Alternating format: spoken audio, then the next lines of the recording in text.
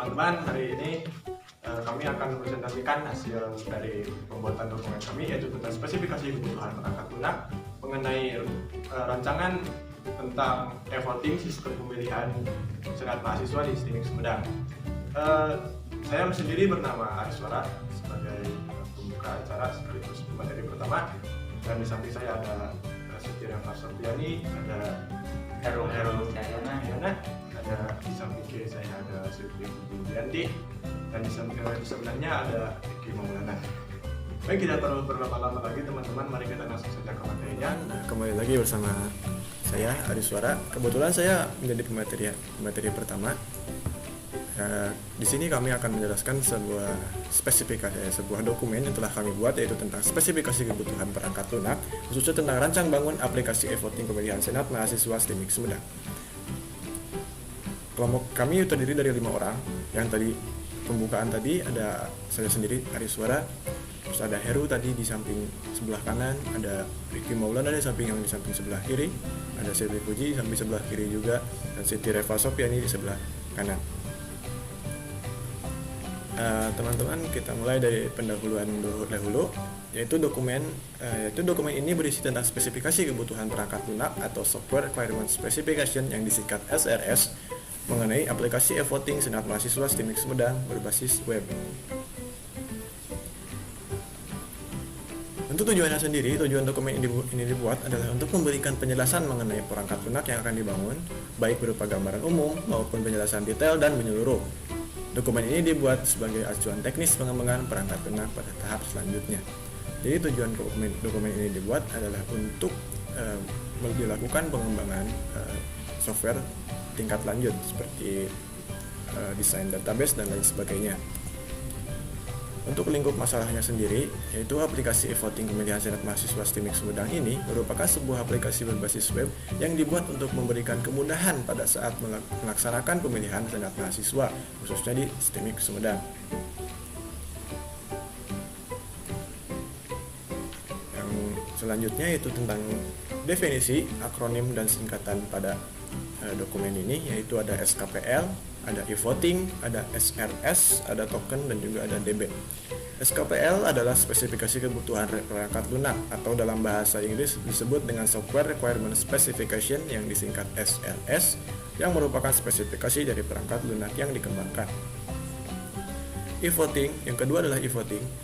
E-voting adalah electronic voting, yaitu sebuah metode pemungutan suara menggunakan teknologi informasi. Yang selanjutnya adalah SRS. SRS yaitu singkatan dari Software Requirement Specification yang tadi dijelaskan di pertama, yang bahasa Indonesia adalah SKPL. Yang keempat ada token. Token adalah tanda atau bukti hak pilih. Itu penjelasan token itu langsung dari kita. Terus yang selanjutnya adalah DB atau database. Database adalah sekumpulan file atau tabel yang saling berhubungan dan diorganisasi sedemikian rupa sehingga memudahkan untuk mendapatkan dan memproses data menjadi informasi yang lebih bermanfaat. Baik, di sini saya Heru Cayana akan meneruskan dari pemateri sebelumnya, yaitu Ariswara. Di sini saya akan menjelaskan tentang aturan penamaan dan penomoran. Dalam hal bagian ada kebutuhan fungsional dan aturan penomoran atau penamaannya, yaitu SKPL, strip TSS, strip F, Q, XXXX, dan kedua ada kebutuhan non fungsional, yaitu ada aturannya SKPL, strip ITSS, strip NF, XXX. Selanjutnya deskripsi umum perangkat lunak, deskripsi umum sistem. Di sini kegunaan dari sistem e-voting menggunakan web ini adalah untuk memberikan kemudahan dalam akses pemilihan, karena sistem berbasis web bisa digunakan di platform gadget maupun PC atau laptop. Selanjutnya, fungsi produk. Dengan adanya sistem e-voting ini diharapkan akan memudahkan pelaksana pemungutan suara serta meminimalisir terjadinya kesalahan pemilihan, seperti memilih 2 calon sekaligus ataupun adanya suara tidak sah.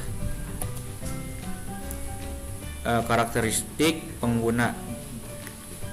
Nomor 1, kategori pengguna, pemilih, hak akses aplikasi, user, tugas, melihat profil dan data kandidat memilih. Nomor 2, ada kategori pengguna panitia, hak akses aplikasi admin, tugas, CRUD mahasiswa, CRUD data kandidat. Selanjutnya ada batasan masalah. Batasan-batasan yang ada pada aplikasi ini adalah sebagai berikut. 1. Pemilihan hanya boleh melakukan pemilihan satu kali, karena token akan otomatis tidak bisa digunakan apabila sudah memasuki aplikasi. 2. Pemilih tidak memiliki akses untuk membuat, mengubah, ataupun menghapus data. 3. Admin tidak dapat memanipulasi data hasil voting karena tidak diberikan akses. Hasil voting tersebut hanya akan muncul sebagai output saja. Lingkungan operasi. Perangkat lunak yang dibutuhkan adalah sistem operasi Windows 7 atau ke atas, DBMS, MySQL, dan PHP. Baiklah, materi selanjutnya akan dibahas oleh rekan saya. Nama saya Riki Maulana. Di sini saya akan melanjutkan dari Saudara Heru. Kebutuhan antarmuka eksternal. 1. Antarmuka pemakai. Aplikasi ini menggunakan antarmuka berbasis web dan dapat diakses di browser apapun. Pemilih hanya memasukkan NIM dan password yang telah diberikan sebelumnya melalui email. Pemilih dapat mengakses aplikasi ini hanya sekali. Kedua, antarmuka perangkat keras. Aplikasi ini berjalan pada komputer maupun handphone. Sedangkan untuk admin diharuskan menggunakan komputer agar lebih mudah melakukan CRUD. 3. Antarmuka perangkat lunak. Aplikasi ini akan dibangun menggunakan bahasa HTML, PHP, MySQL, dan framework, serta menggunakan JavaScript dan Bootstrap. Keempat, antarmuka komunikasi. Aplikasi ini membutuhkan koneksi internet dan satu komputer admin sebagai server. Aplikasi ini juga menggunakan cloud server hosting untuk pengembangan selanjutnya. Deskripsi umum kebutuhan. Deskripsi fungsional. Use case diagram. Di sini gambarnya udah ada di sini. Mahasiswa memiliki atribut registrasi, memasukkan NIM dan token, melihat profil kandidat, memberikan suara. Kemudian admin memiliki atribut login, data mahasiswa, data kandidat, dan memiliki hasil suara. Nah, dari aktivitas diagram aktivitas ini aktivitas ini untuk mahasiswa. Pertama, mahasiswa tersebut memasukkan NIM dan token. Token tersebut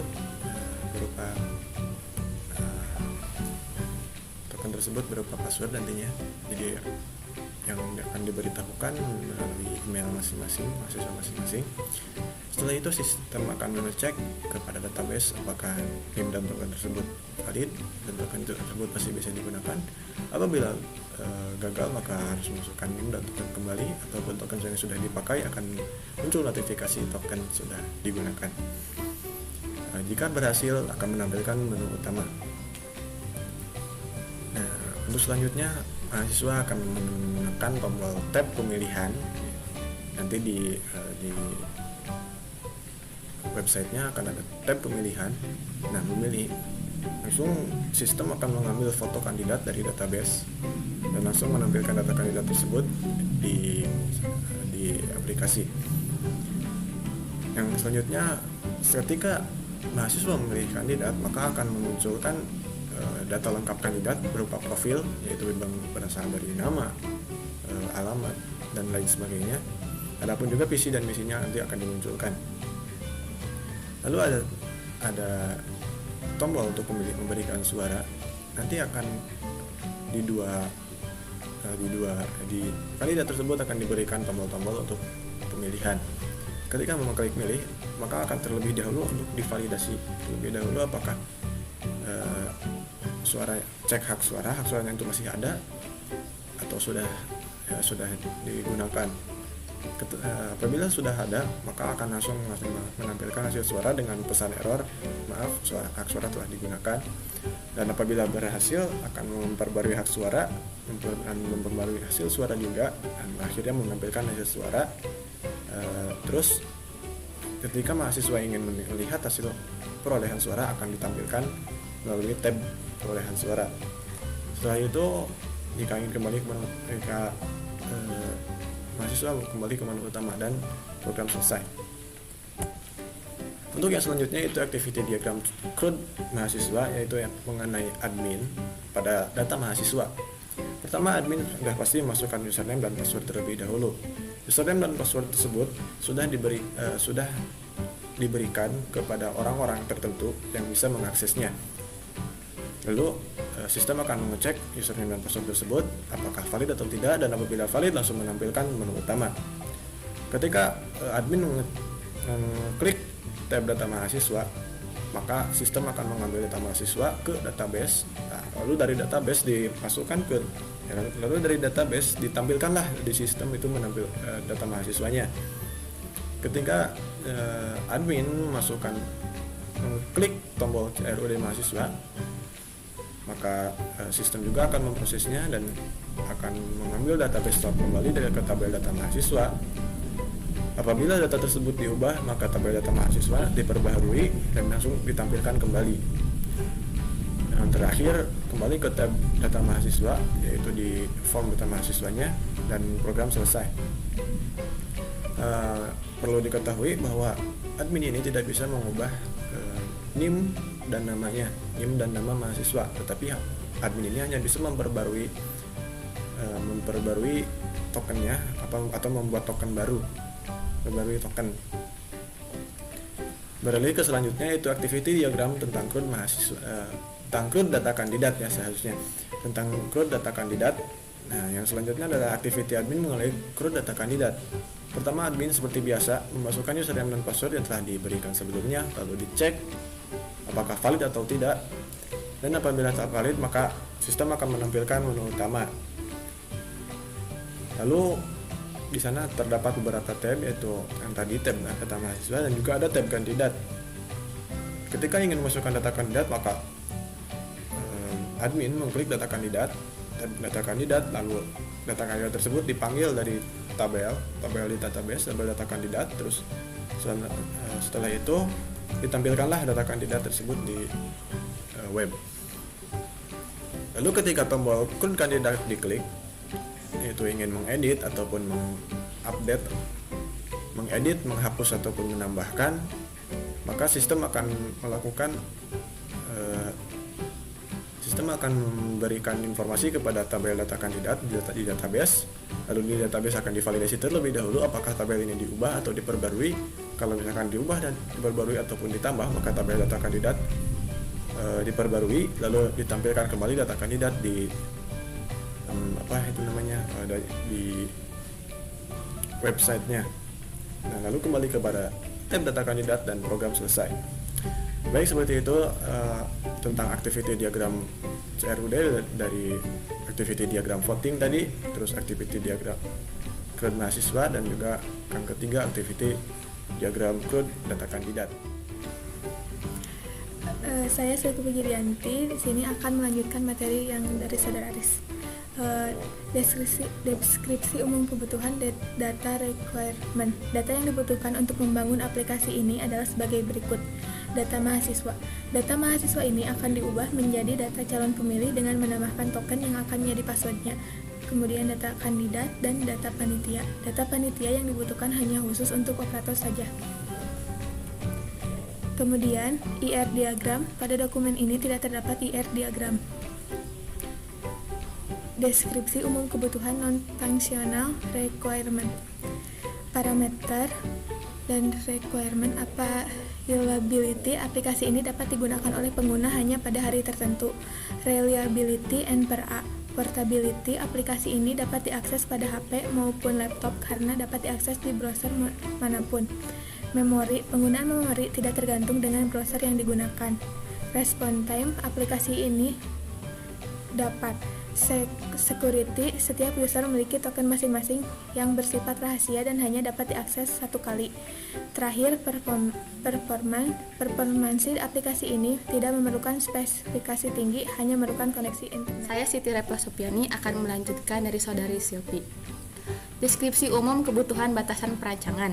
Aplikasi ini dapat dijalankan di browser manapun. Direkomendasikan menggunakan Microsoft Edge, Chrome, dan Firefox.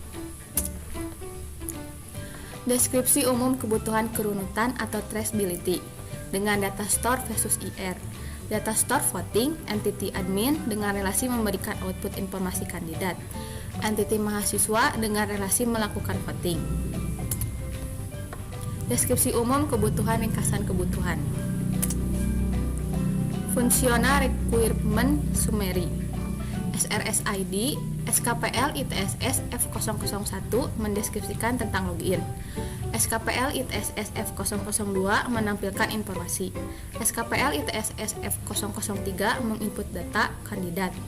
SKPL ITSS F004 menampilkan hasil suara. Non-Functional Requirement Summary.